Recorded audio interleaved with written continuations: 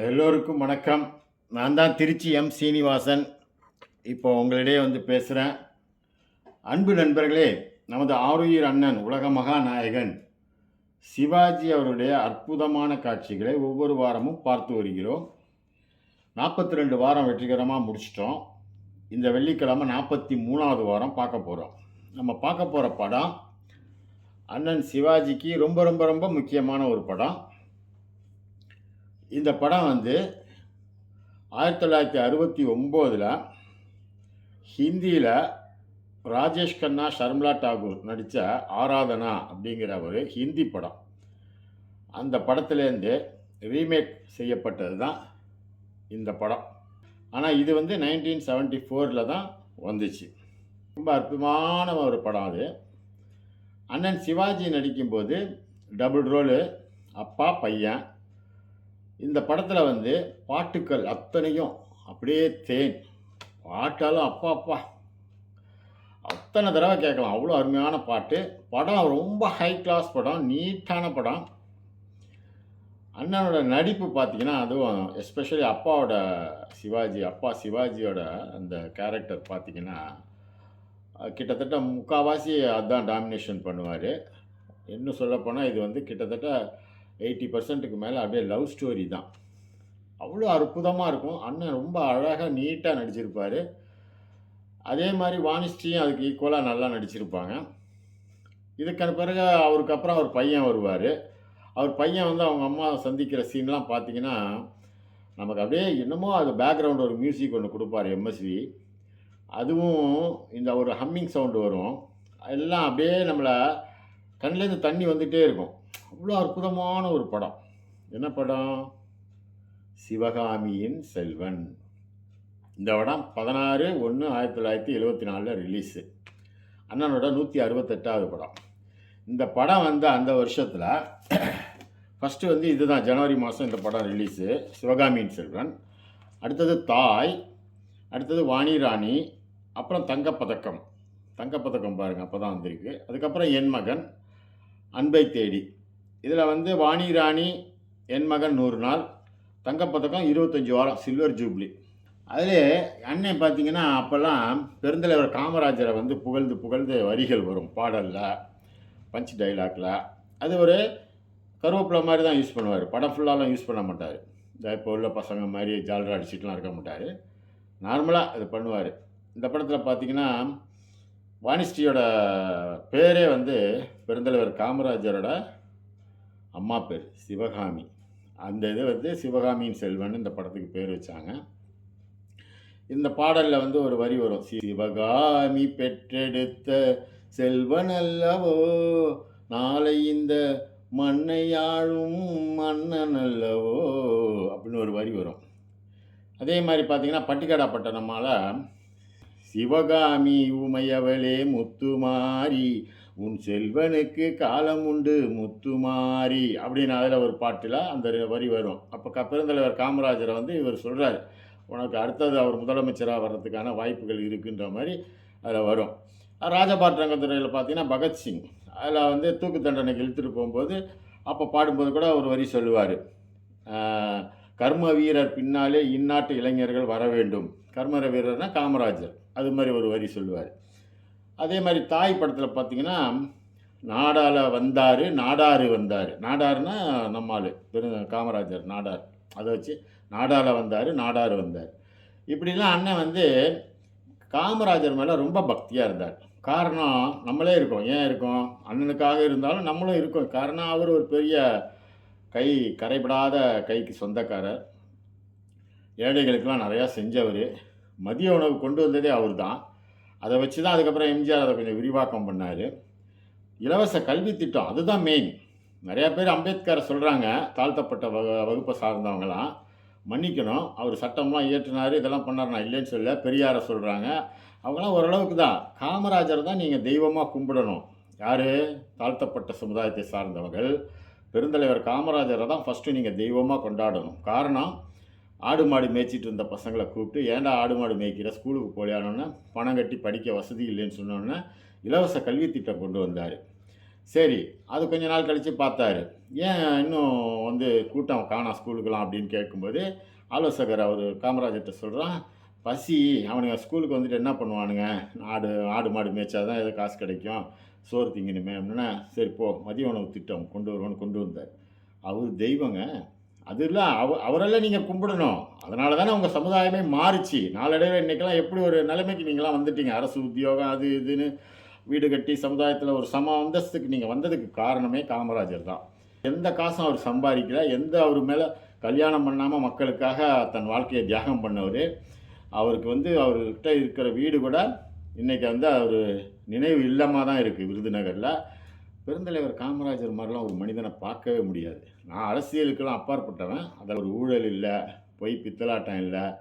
அவர் ஏதாவது சம்பாரிச்சாரா? ஏதாவது இன்னைக்கு இருக்கா அவர்ட்ட? பார்த்தீங்களா? அப்படி ஒரு மனிதர நம்ம பார்க்க முடியுமா? அவருக்கு தான் சிவாஜி வந்து பயங்கரமா ஜால்ரா அடிச்சாரு. ஜால்ரான்னே சொல்றேன் நானு. ஏன் தப்பு இல்ல. நல்ல மனுஷனுக்கு ஜால்ரா அடிக்கிறது தப்பு கிடையாது. ஏன்னா, கோயில் கட்டி கும்பிட வேண்டிய ஒரு மனிதருக்கு அவர் ஃபுல்லா படங்கள்லாம் அவர பத்தி புகழ்ந்துட்டு வந்தாரு. என்னமோ நம்ம கெட்ட நேரம், அவர் திடீர்னு அன்னைக்கு நைட்டு ஹார்ட் அட்டாக்ல இறந்து போயிட்டாரு. உயிரோட இருந்திருந்தாருன்னா, நெக்ஸ்ட் சிஎம்மா மறுபடியும் வந்திருப்பாரு. நம்ம கை ஓங்கி இருக்கும். நல்லபடியா வந்திருக்கும். அவர் இறக்க போய், அண்ணன் சிவாஜி என்ன செய்றதுன்னு தெரியாம தவிச்சு, அப்புறம் இந்திரா காங்கிரஸ்ல அவர் சினிமால பிஸியா இருந்ததுனால தான். இல்லைன்னா அவரே கட்சி ஆரம்பிச்சிருப்பார். பழைய காங்கிரஸை கண்டினியூ பண்ணியிருந்தாருன்னா இவர் தான் ராஜா. சிவாஜி தான் ராஜா அரசியலில். அவருக்கு அன்னைக்கு பயங்கர பிஸி சினி ஃபீல்டில் அரசியல்லாம் பார்க்க நேரம் இல்லை. அதனால் போயிட்டு பேசாமல் இந்திரா காங்கிரஸில் சேர்ந்துட்டு அப்படியே நடிச்சிட்டு இருந்தார். அதுதான் நடந்தது உண்மை. அதன் பிறகு கொஞ்சம் காலங்கட்ட காலத்தில் கூட இருந்த ஆளுங்களாம் அவரை தட்டி விட்டு தேவையில்லாமல் கட்சியெல்லாம் ஆரம்பிக்க வச்சு கவுத்து விட்டானுங்க. அரசியலே எனக்கு வேணான்ட்டார். அதனால் அதுக்கப்புறம் அரசியலுக்கே அவர் சம்மந்தம் இல்லை. 10 வருஷம் சும்மா தான் இருந்தார். எந்த அரசியல் கட்சியிலையும் இல்லை. அதனால தான் அவர் இறந்தவுடனே எல்லா அரசியல் கட்சி தலைவரும் வந்தாங்க, மரியாதை செலுத்தினாங்க. தயவு செஞ்சு அவரை அரசியலில் பயன்படுத்தாதீங்க. யாராக இருந்தாலும் சரி, அது காங்கிரஸாக இருந்தாலும் சரி, பிஜேபியாக இருந்தாலும் சரி, வேறு எந்த கொம்பனாக இருந்தாலும் சரி, சிவாஜியை மட்டும் அரசியலை தயவுசெய்து பயன்படுத்தாதீங்க. அது வந்து உண்மையாலுமே வன்மையாக கண்டிக்கத்தக்க ஒன்று. அவர் எல்லாருக்கும் பொதுவானவர். ஒரு குறிப்பிட்ட கட்சியில் அவரை வச்சு அவரை வந்து அசிங்கப்படுத்தாதீங்க. உண்மையான சிவாஜி ரசிகராக இருந்தீங்கன்னா, உண்மையாலுமே அவருக்கு வந்து நல்ல ரசிகராக இருந்தீங்கன்னா, நீங்கள் வந்து இனிமேட்டு அவரை பயன்படுத்தாதீங்க. சிவாஜியை போட்டு அரசியலில் தயவு செஞ்சு பயன்படுத்தாதீங்க. இது வந்து ரொம்ப நான் தாழ்மையோடு கேட்டுக்கிறேன். தப்பு. ஏன்னா ஒரு கட்சியில் இல்லைன்ட்டாரு, 10 வருஷமாக சும்மா இருந்து செத்து போயிருக்காரு. அவரை போய் எதுக்கு கட்சியில் சேர்த்து தேவையில்லாமல் கெட்ட பேர் உண்டாக்குறீங்க? மற்ற கட்சிக்காரெல்லாம் வருத்தப்படுவான்ல. அதனால் வேண்டாம். பொதுவாக இருந்தாலும் பொதுவாக விட்டுருங்க. ஏன்னா அதை வச்சு நீங்கள் பிஸ்னஸ் பண்ணணும்னு நினச்சிங்கன்னா அது வந்து அதோட கீழ்த்தரமான ஒரு வேலை எதுவுமே கிடையாது. அது வந்து சோறு திங்கிறதுக்கு பதிலாக வேறு ஏதோ திங்கிறதுக்கு சமம். இப்போ நம்ம சிவகாமியின் செல்வன் படத்துலேருந்து நல்ல அற்புதமான காட்சிகளை பார்ப்போமா? வாங்க பார்ப்போம்.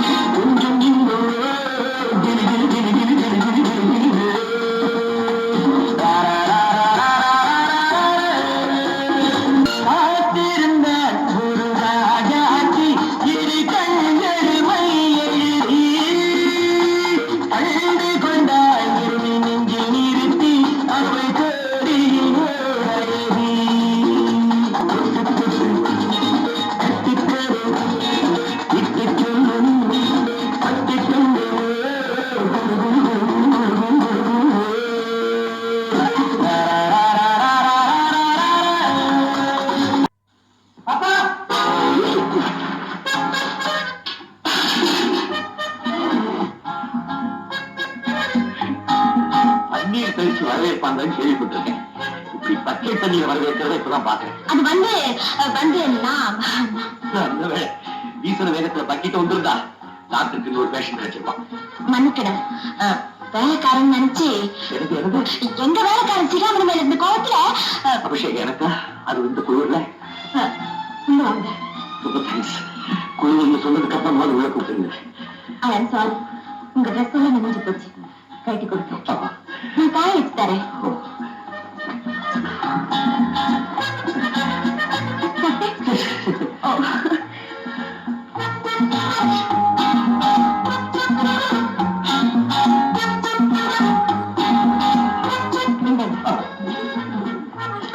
கொஞ்சம் வெயிட் பண்ணுங்க, காய வச்சு கொடுத்துருங்க. மேடம் மேடம், காய வைக்கிறேன்னு என்ன காய வச்சிடாதீங்க, ஜுரம் வந்துடும். கவலைப்படாதீங்க, டாக்டர் வீட்டுல தான் இருக்கீங்க. ஓ, அப்ப நீங்க தான் டாக்டரா? இல்ல, டாக்டர். எங்க அப்பா தான் டாக்டர். மேடம், சூடா ஒரு கப் காஃபி கிடைக்குமா?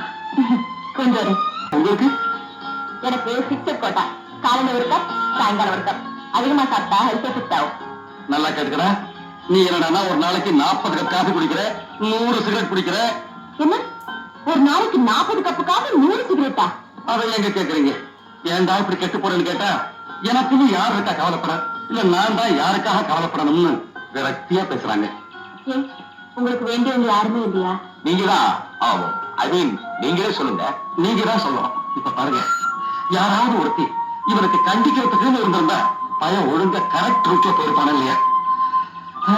அந்த ஒருத்தி எப்ப வர போறாளோ? அசோக், சரி சரி, நமக்கு நேரம் ஆயிடுச்சு, பாப்போம். அப்போ நான் வரேன்.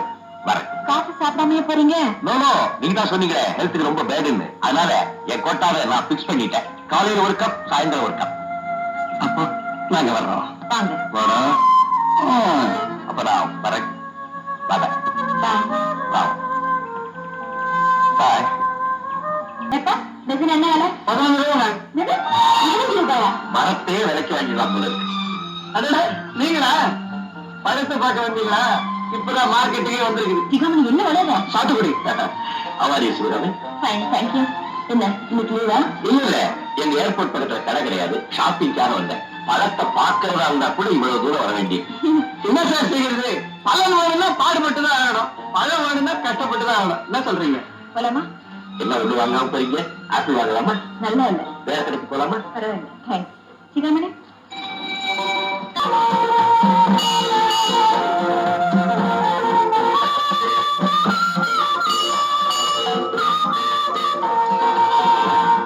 சௌந்தரி, நிரந்தரி, புறந்தரி, சிவகாமி சிவகாமி சிவகாமி. நீயா? ஆமா டாக்டர், தேவியை தரிசனம் பண்றதுக்காக வந்தேன். பரவாயில்லையே, மிலிட்டரிக்காரங்களுக்கு பத்தியே இருக்காதுன்னு நினைச்சேன். டாக்டர், உண்மையை சொல்ல போனா காவி போடுறவங்களை விட காக்கி போடுறவங்களுக்கு தான் பக்தி ஜாஸ்தி. நாம எதை செய்தாலும் இதே சுத்தமா செய்யணும். அவ்வளவு கரெக்ட். தம்பிக்கு பிரசாதம் கொடுமா. தேவியோட பிரசாதம் கொடுங்க கொடுங்க. நான் இத்தனை நாள் வேண்டிக்கிட்ட வீண் போகல டாக்டர். தேவியோட அருள் இன்னைக்கு தான் எனக்கு கிடைச்சிருக்கு. ரொம்ப நன்றி டாக்டர். நீங்க வீட்டுக்கு தானே போறீங்க, வாங்க என் ஜீப்ல கொண்டு போய் விட்டுறேன். உங்களுக்கு ஒன்னும் அப்ஜெக்ஷன் இல்லையே?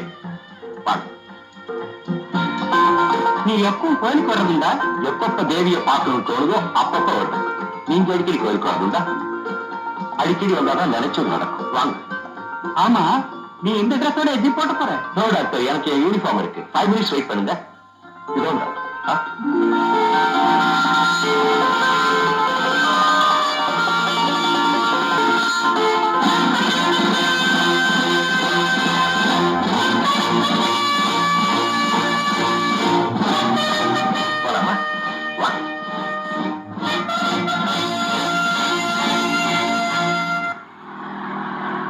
போன முறை வந்த போது உன் பேரை கூட கேட்க மாட்டேன். அசோக், சிவகாமி தெரியுதா? சிவகாமி எனக்கு சொன்னதே இல்லையே. நீங்க கேட்டு சொன்னவர் எதப்பா? தஞ்சாவூர் பக்கத்துல சூரக்கோட்டை. நான் சின்ன குழந்தையா இருக்கும்போதே எங்க தாயா தவறிட்டேன்.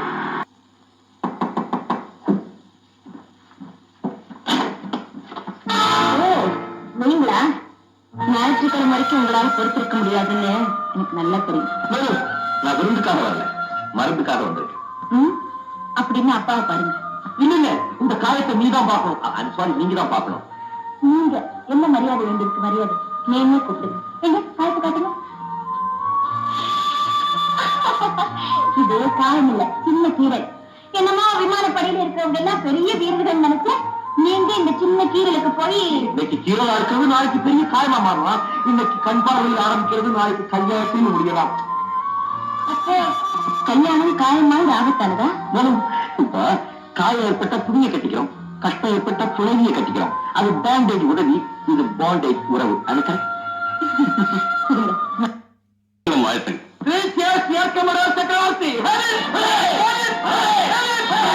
விபத்தையோ மரணத்தையோ அவங்க பெருசா மதிக்கிறது இல்லை. இதை பத்தி பிளைட் லெப்டினன்ட் அசோக் என்னை விட உங்களுக்கு விளக்கமா சொல்லுவார். காரணம், இப்பதான் அவர் ஒரு விபத்துல இருந்து திரும்பி வந்திருக்கிறார். அந்த விபத்துக்கு காரணமானவங்க அதுவும் நிக்கிறாங்களே, மிஸ் சிவகாமி.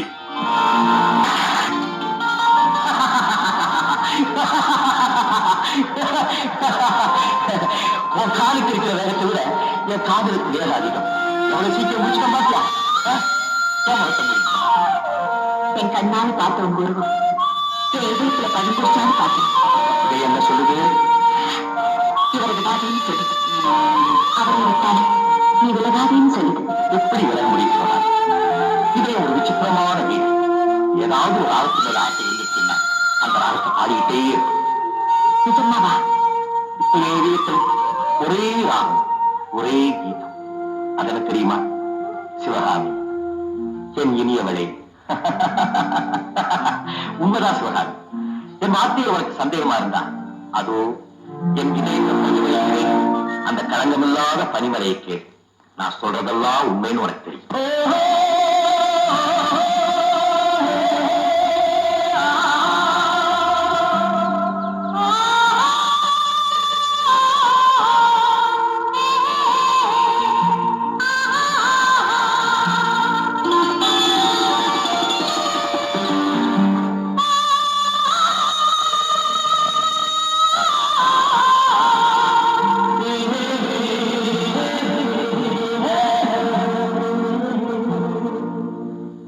இனியவளே என்று பாடி வந்தேன்.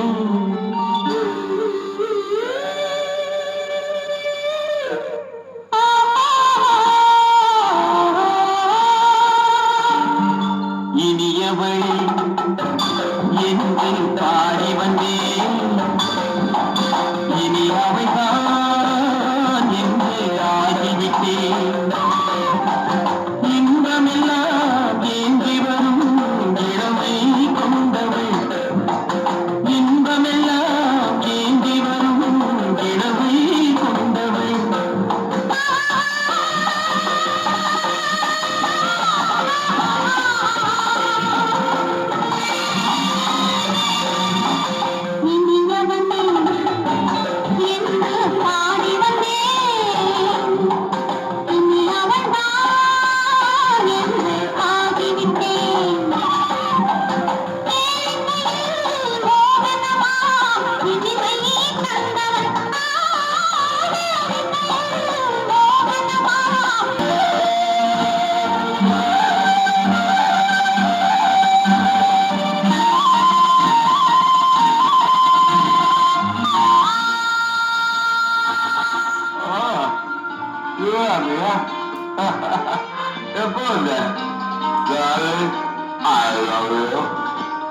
போதையில காதல் வேறையா? நீங்க இந்த மாதிரி குடிப்பீங்கன்னு தெரிஞ்சா நான் எவ்வளவு குடிச்சாலும் கண்ட்ரோல்ல தான் இருப்பேன். விடுங்க, உங்க கண்ட்ரோல் தெரியுது. ஒரே குடிமயக்கம். எனக்கு குடிமயக்கம் இல்ல, இந்த முள்ள கொடி மயக்கம். குடிக்கிறது இல்லாம வர்ணிப்பு வேறையா? இனிமே உங்க கூட பேசவே மாட்டேன்.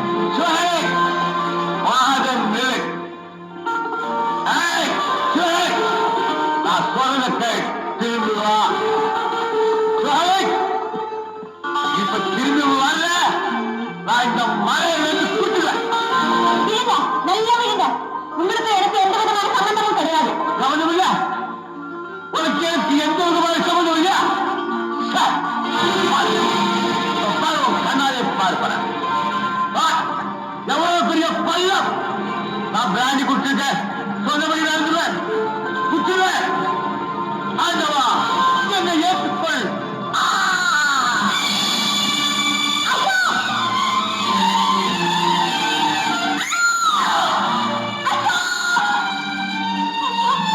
என்ன காரியம் செஞ்சுட்டீங்க? எனக்கு வந்து கோபத்துல உங்களை தெரியாதனமா செஞ்சுட்டேன். நீங்க இல்லாம இந்த உயிர் எனக்கு தேவையில்லை. நானும் உங்க கூடவே வந்துடுறேன். ஆண்டவா, என்னையே ஏற்றுக்கோ. அதையும் கூப்பிடுவேன். நான் வந்து எடுத்துக்கிறேன்.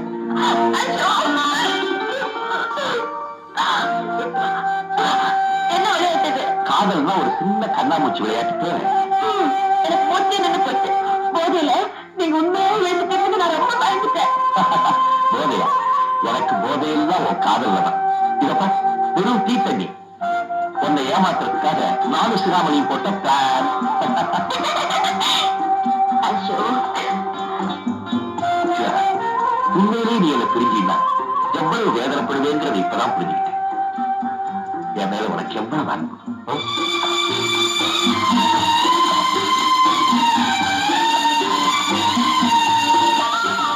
என்ன பாக்குறீங்க? நான் பெண் பார்க்கிறேன் சிவகாமி. எதுக்கு? அந்த நல்ல நாள் சீக்கிரம் வர்றதுக்கு. எந்த நல்ல நாள்? டும் டும் டும் டும் டும் டும் டும் டும்.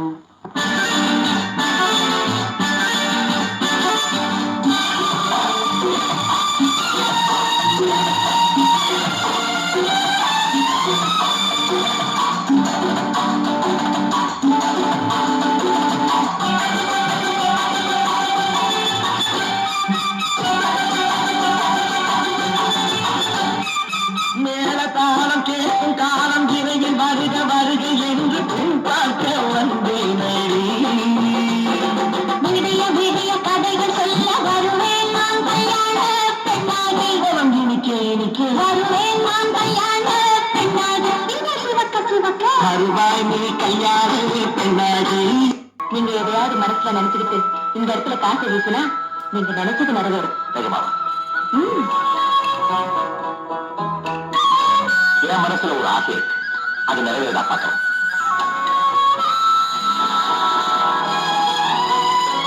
ஆமா, என்ன நினைச்சீங்க? அதை உன்கிட்ட சொல்ல மாட்டேன். ஆமா, நீ காசு பேசல, உன் மனசுல எந்த ஆசையும் இல்லையா? உங்களோட ஆசைதான் என்னோட ஆசையும்.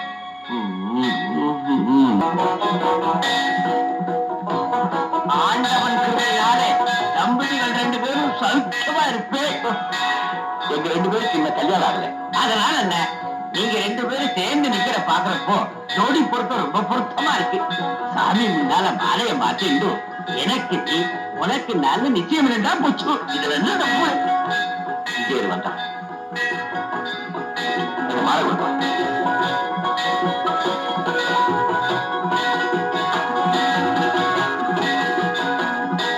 பகவான மனசை நினைச்சிட்டு மாலையை மாத்திடுவோம்.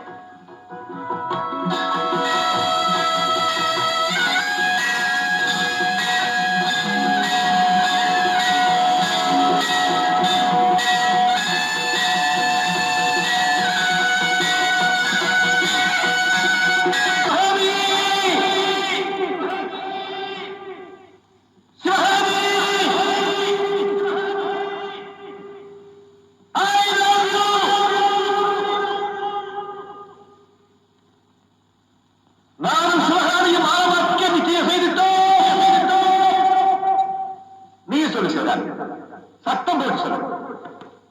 என்னைக்குமே தெரியாம ஒன்னா இருக்க உறுதி எடுத்துக்கிட்டோம்.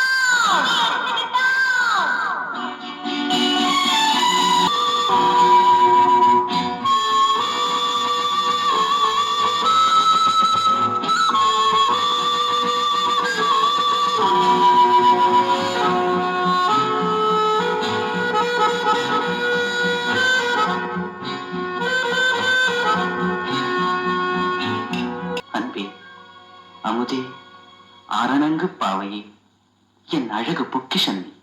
வானத்து முழுநிலவோ, வார்த்தெடுத்த தங்கச் சிலையோ, மீனொத்த விழியோ, நின் கூந்தல் நதியோ, தேனொத்த இதழோ, திகட்டாத கனியோ, கானத்து குயிலோ, கண்ணே நீ மயிலோ, எத்தனை அழகு, எத்தனை அழகு.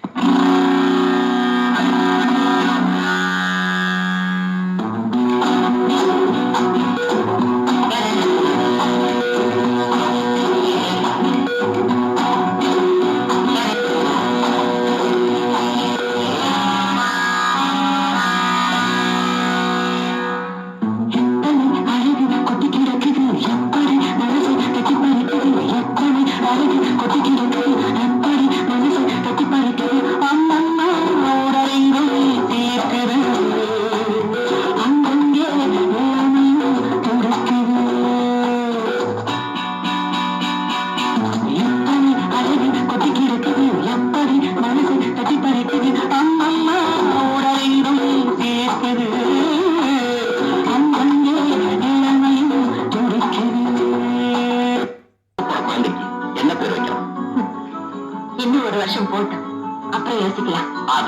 முடியாது. இப்பவே முடிவு பண்ணணும்.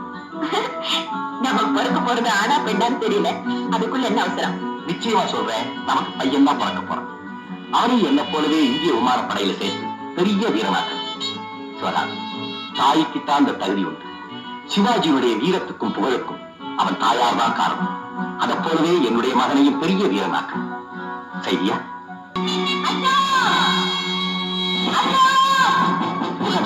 என்ன ஒரு காலையில் இங்க வந்திருக்க? அது ரொம்ப தூரத்துல இருக்கு. நீங்க ரொம்ப தூரம் போக போறீங்க இல்லையா, அதனாலதான். நான் என்ன ரொம்ப நாளைக்கு இருந்துட போறேன். 2 நாள், நாளை மறுநாள். அந்த மறுநாள் நீங்க கண்டிப்பா வந்துடணும். ப்ராமிஸ்? ப்ராமிஸ். எங்க சித்தி சித்தப்பாவோட நேரம் அவங்க வீட்டுக்கு வந்து நம்ம கல்யாணத்தை முடிச்சிடலாம். ஓகே? ஆனா இந்த 2 நாளும் போடுமே. இந்தா, இத பாத்துக்கிட்டே 2 நாள் ஈஸியா போயிடும். நான் பார்த்துட்டே இருக்கேன், நீங்க சீக்கிரம் திரும்பி வரணும். சீக்கிரம் வந்துடும். போயிட்டு வரட்டுமா? பாய்.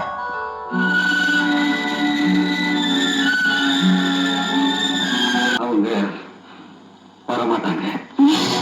ஏன் ரகு? சிவகாமி, ஒரு துக்ககரமான செய்தி. என்ன ரகு, என்ன சொல்றீங்க? ரகு, என்னப்பா விஷயம்? அசோக் போன பிளேன் கிராஷ் ஆயிடுச்சுங்க. என்ன? அப்போ அசோக் ஆஸ்பத்திரியில ஆபத்தான நிலைமையில படுத்திருக்கான்.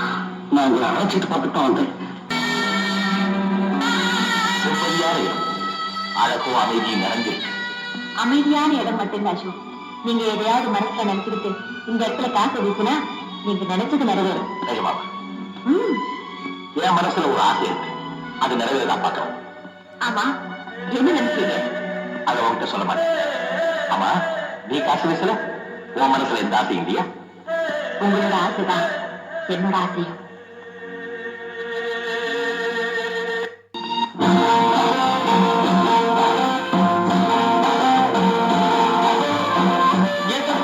ஒரு காலம் மீது ஒரு திருமகளே,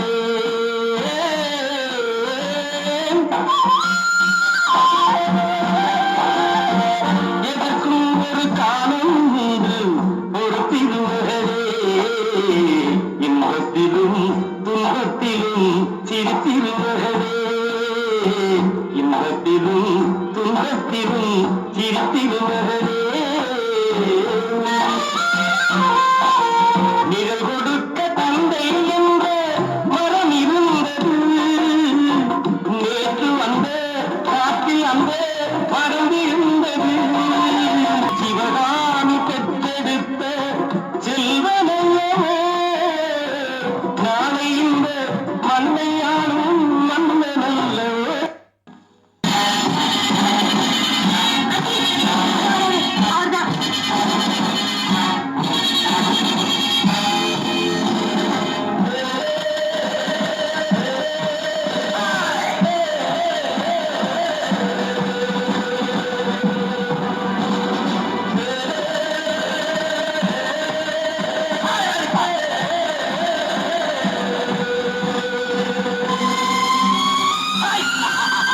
பரவாயில்லையே, என்ன பிரிஞ்ச துக்கத்துல ஒரு ரவுண்டு பெருத்திருக்கிய, ஒளியில ஓரா சாப்பியா? அர்ஜுன்,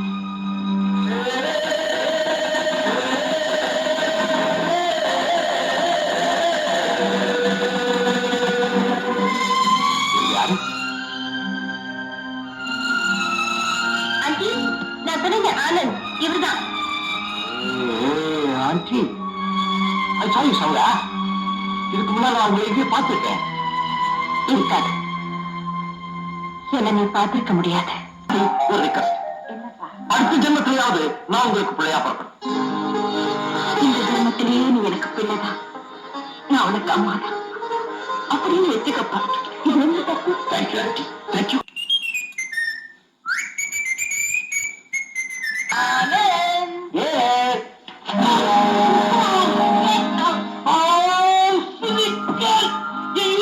தண்ணி போட்டா நான் எப்படி ஃபங்க்ஷன் போறோம்? My god! என்னப்பா ஆனந்த்? அடி, look here. தண்ணீர் தெளிச்சு வரவேற்பாங்கன்னு கேள்விப்பட்டிருக்கேன். பாக்கி தண்ணீர் கொட்டி வரவேற்கிறான்.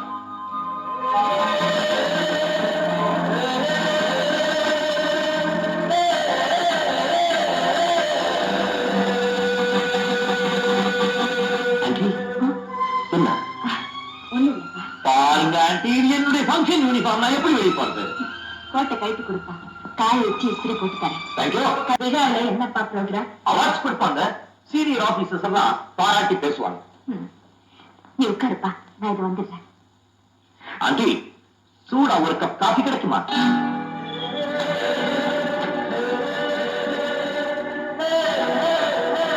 கொஞ்சம் வரேன்ப்பா.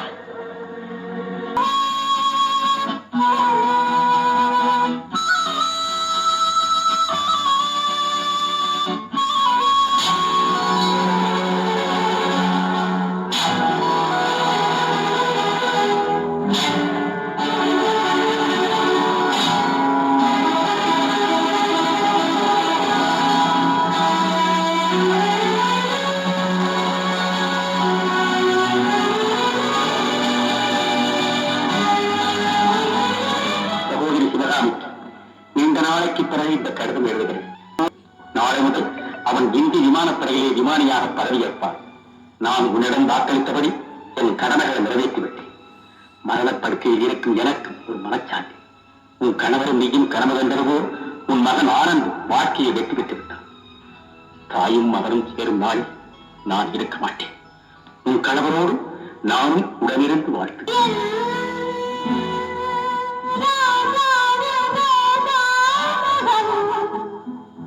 திங்கள் போல் சிரிக்கும் செவ்வாய் பால் மணக்கும், செவ்வாய் பால் மணக்கும். இந்தப்பா, எல்லாம் முடிஞ்சு போச்சு. எல்லாம் முடியல. இனிமேதான் ஆரம்பமாக போகுது. இன்னைக்கு எவ்வளவு ஃபங்க்ஷனுக்கு நீங்க கண்டிப்பா வரணும். நான் ரெடி, வரலாமா? கவிதா, ஃபங்க்ஷனுக்கு இன்வைட் பண்ணியிருக்கேன். அவங்களை அழைச்சிட்டு வர வேண்டிய பொறுப்பு உன்னுடையது. நான் வெயிட் பண்றேன். பரிசு பெறும் அதிகாரிகளின் பட்டியலில் முதலாவதாக வருபவர் ஃபிளைட் லெப்டினன்ட் ஆனந்த்.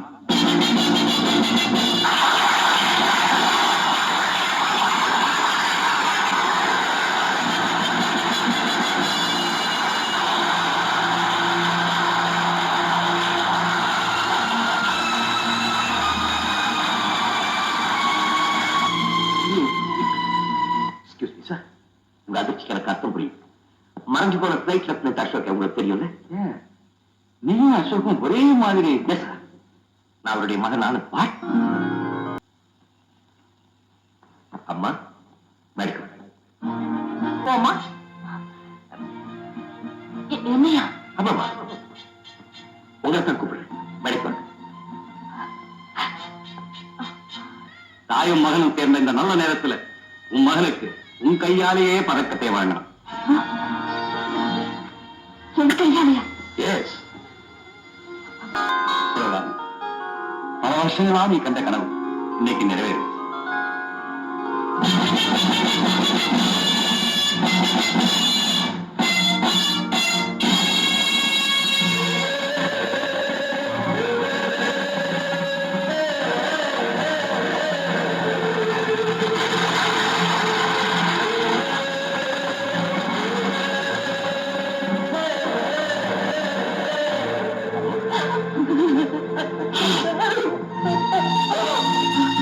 சிவகாமி பெற்றெடுத்த செல்வனல்லவோ நாளை இந்த மண்ணையாரும் மன்னனல்லவோ. நடிப்பு பார்த்தீங்களா, எவ்வளோ அற்புதமான ஒரு நடிப்பு. நடிகர் திலகம் சிவாஜியோட நடிப்பு. அந்த ஹம்மிங் சவுண்டு மனசை என்னமோ ஒரு மாதிரி நம்மளை அப்படியே என்னமோ பண்ணுதில்லை. வேறு நல்ல படத்தில் பார்ப்போம். நன்றி, வணக்கம்.